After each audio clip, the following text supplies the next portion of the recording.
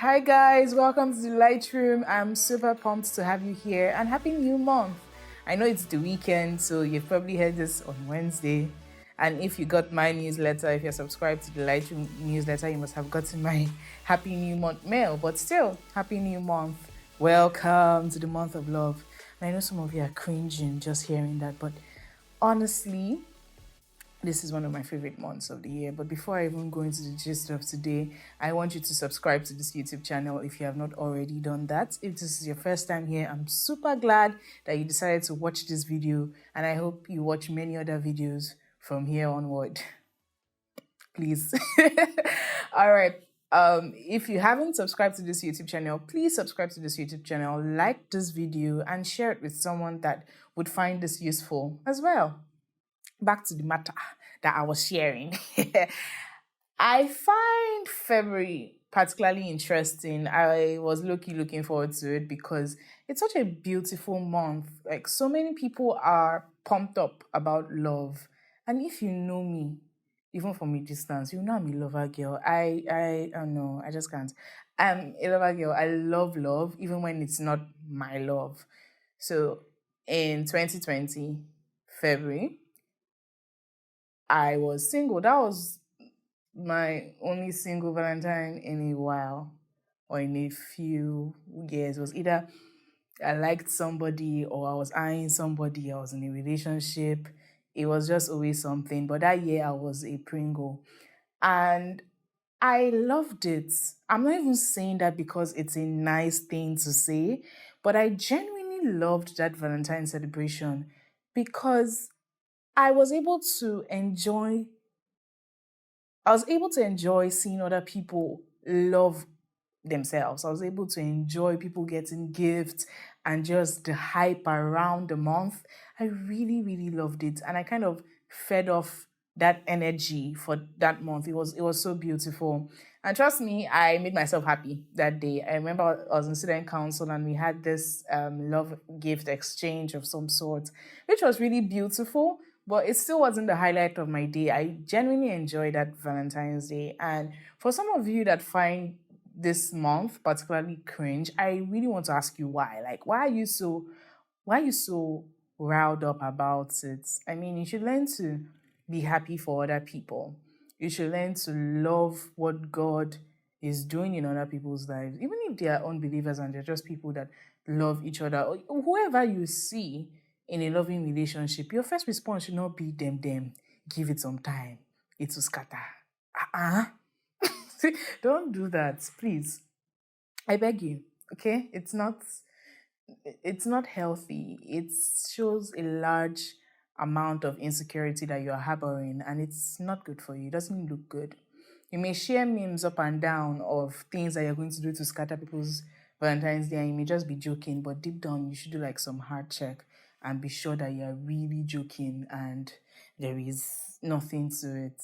But today, I'm not talking about romantic relationships because many times we assume that love for romantic relationships or love in romantic relationships has to be the only kind of intentional love. Not true. There's so many relationships you have. You have relationships with your parents, and I've talked about how to have a better relationship with your parents in one of my previous videos. You have relationships with your friends, relationships with your co-workers, relationships with your siblings, and all these relationships can ooze love. You can have meaningful, beautiful relationships that are not romantic. And that's my anchor for today. That's what I'm talking about. No man is an island. I know you've heard that before. But I always like to add that even if you're an island, you need the body of water around you. Because what's the definition of an island? An island is a piece of land, just putting it simply, a large expanse of land surrounded or locked by water. So it's not an island if there's no water surrounding it. So even if you're an island, you need water. In the same vein, you're not designed to run life on your own. One lesson the Lord had to teach me in recent years is vulnerability is really a gift. It is. You don't have to be the person that is strong all the time. Strength is a gift as well.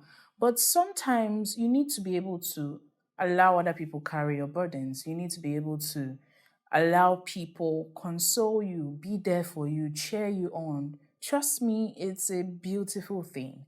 It's a beautiful thing. And today I'll be sharing some tips that have helped me. I'll be sharing some tips that have helped me to build my friendships.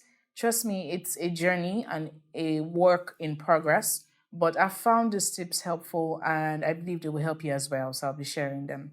First and foremost, don't dump your friendships because of romantic relationships. And I know some of you are going to come for me, and it's okay. It's fine.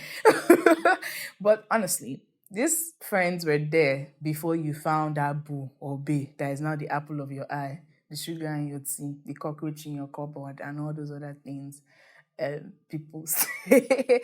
But your friends were most likely there before you met this person. So when God blesses you with beautiful relationships, don't ditch them because you found a romantic relationship.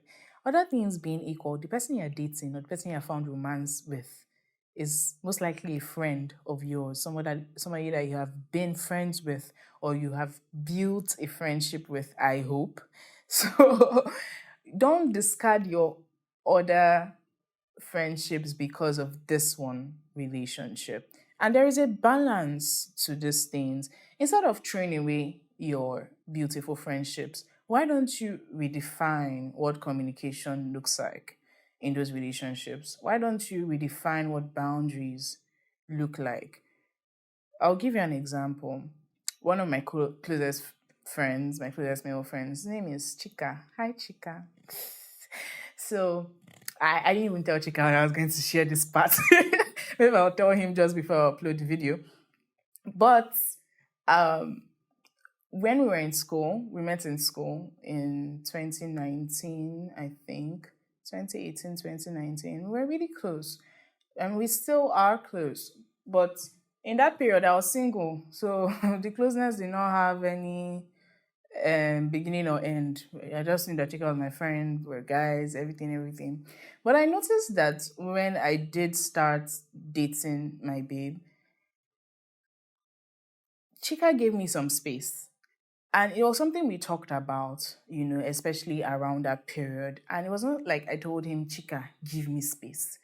It was something he did out of respect for my dating relationship. It was not something I asked him to do. And when I sat down to think about it, I actually found that to be such a beautiful thing that because one, he's a male friend of mine, and to just, set things clear, that space was somewhat necessary so as not to give people the wrong idea and to just, help me settle into this new relationship I was building.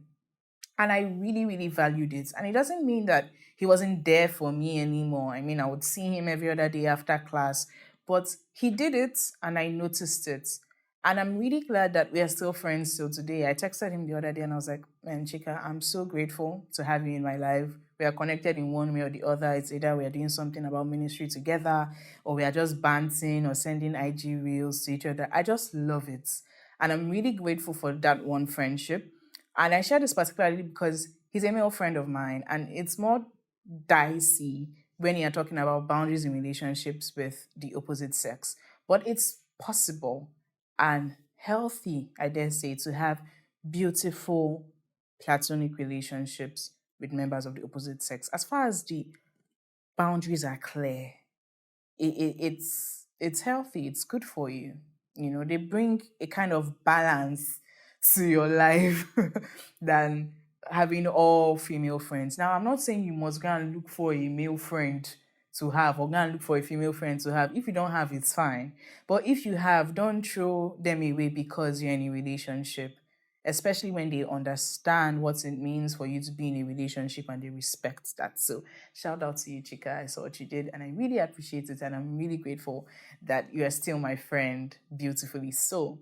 Another thing that I will share about um, your friendships and romantic relationships. So in 2019, I walked out of a relationship and I was just thinking about that phase of my life yesterday. Adeswa was there for me. She's one friend that was always there. She was there from the beginning of the story to the end of the story. I mean, I have really good friends, but Adeswa was literally my roommate at that point. Like not officially, but she was always in my room. She when I fell sick, she was with me in the hospital. We sat together in every class. When we fight, we would still fight together and things like that. But she was always there. And I was grateful because in the period that I was dating my ex, my relationship with Adeswa was still thriving.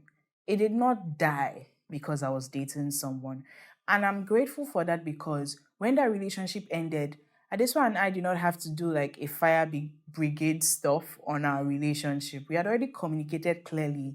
In times where she feels like I don't have her time or we've not spent some time together, I fix up. Oh, I'm sorry. Oh, no vex. I'm sorry. And then we patch things up. We put structures to make sure that our friendship grows. And even now that I'm married and we are in different countries, we are in a phase of our relationship that is so beautiful. See, adulting has the potential to choke life out of beautiful relationships, be it your marriage, your parents, your relationship with your parents, your relationship with your siblings. Adulting and the realities of life bills growing up have the capacity to choke life out of your friendships, but you have to be intentional about it. Don't reserve your intentionality for your romantic relationships alone. Another tip that would help you: love languages. That book by Dr. Gary Chapman is such a beautiful book, Love Languages, and it just highlights 5 basic ways that you can love people. I'm sure you've heard about it. Words of affirmation, acts of service, gift giving, quality time, physical touch, bootable. Right. So those are the ways people primarily understand and express love. And many times we learn this for our romantic partners, but your friends have love languages too. There are things that you will do for your friends that will get to them more than other things. So for some of my friends, it's words. You can write them a letter and it will bring them to tears. You can send them a voice note and they will be so touched, so moved. But there are some of my other friends that, if you like, buy them gifts, send them money, sing their praise. If you don't spend time with them, or you're with them and you're on your phone, something is wrong with the relationship. So learn to identify your friends' love languages and love them like that. Because for you, your love language may be gift giving. So you enjoy receiving gifts and you enjoy giving gifts, but you're trying to love your friend how you want to be loved. And you are not really thinking, what does love mean to my friend? What does companionship mean to my friend? Would my friend appreciate more gifts over long visits? Have those conversations. If you don't already know, ask. One question I ask a lot with people around me, people I love, and my friends from time to time is, how can I be a better friend to you? What can I do to make your week? How can I make you smile? And on my birthday, when people send me, messages of probably something I did in the previous year or what I have been to them in that phase of our lives, those things mean so much to me because in it I find feedback. Okay, this is how I have been your friend. In one of my birthday messages, I think in 2020, one of my friends sent a voice note and she was talking about how we met in school and one particular phase of our friendship that was so funny. And she talked about how we didn't really, address those issues. So they just got swept under the carpet. And then we did talk about them after my birthday. And there's a different kind of growth that that friendship experience, and it's so beautiful. So feedback is a great thing. It's beautiful.